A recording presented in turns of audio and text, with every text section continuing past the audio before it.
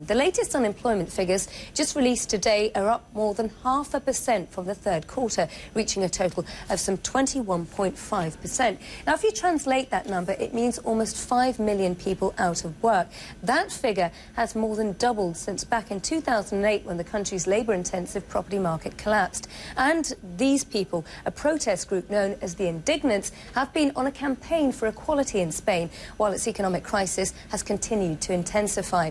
The Indignants movement began back in Spain earlier on this year, and it's seen as one of the inspirations behind the Occupy Wall Street protests that we've been seeing going on for the best part of a month or two now. Now, the group is planning an international day of protest this Saturday, which they say will include at least 70 countries. CNN's Al Goodman has been monitoring these developments in Madrid, and he joins us now. Let's start out talking about the jobless numbers here, Al, in Spain. Bigger than expected, 0.5%. This situation just gets worse and worse, doesn't it? It does, Nina, and usually the third quarter in Spain is a pretty good quarter, and unemployment normally would go down because of all the seasonal jobs in the big tourism industry, but not the case this year. And you know, the government said that they wouldn't get to 5 million people unemployed. Well, it's just about 22,000 people short of getting to that psychological 5 million number. The jobless total went up 144,000 in the last quarter, so this is very bad news indeed, as the number is jumping up. And this is the figure that all the economists pay attention to because it compares the people going into the unemployment offices with the entire working population. Most of the sectors increased in joblessness, only industry went down. Now, we were talking at a leading business school, the IE Business School, just yesterday with some students, some MBA students, and we talked to a British man. Let's listen to what he has to say about his job prospects when he gets out of his MBA. He's worried not just about Spain and about the UK, but the whole EU. Let's have a listen to what he had to say. I do think I'll be able to get a job. The question is where and exactly what sort of industry. I'm sort of considering various different alternatives, of which one of them is a move out to Asia to try and capitalise on the booming markets over there.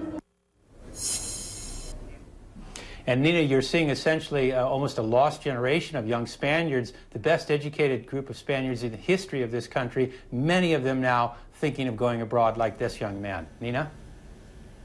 Yeah, Al, youth unemployment really is centre stage here in the United Kingdom, where about 1 out of 5 people under the age of 24 are out of work.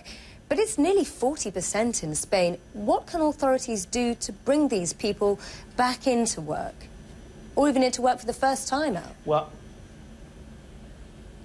they're doing remember that there's going to be national elections here, early elections, next month on November 20th. The two-term socialist prime minister is not running again. He's been too politically damaged by this economic crisis. His government has got some plans out there to have that internships would count towards your end of life Social Security and plans like this. But basically, leading economists this morning on the radio I've been listening to are basically saying these latest figures for the overall working population, for the jobless overall, but especially for the youth, there's just no real movement in the economy.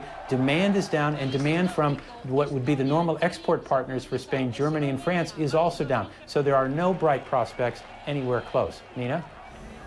Al, is this translating towards a sort of disillusionment with the capitalist system? We've seen this protest from the Indignants. They seem to have given other people the idea of doing the same thing. What's the feeling like on the ground there in Spain? It's interesting with the Indignant movement, which started on May 15th. That's why it's called the May 15th movement here a little more than 5 months ago. Now, some people say they inspired Occupy Wall Street. Others people say that the Arab Spring inspired the Indignant movement here. However you want to shake it out, the numbers of people on a massive protest on October 15th that we covered, you didn't just have young people, you had old people, you had grandparents, you had little children. So a lot of people are coming out to express their sadness and their outrage, really, with the economic situation. And what they say is, yes, it's a democracy in Spain, but they say it's not open enough, it's too centered on the two big parties. So there's a lot of disillusionment here, and one might expect that it could even grow.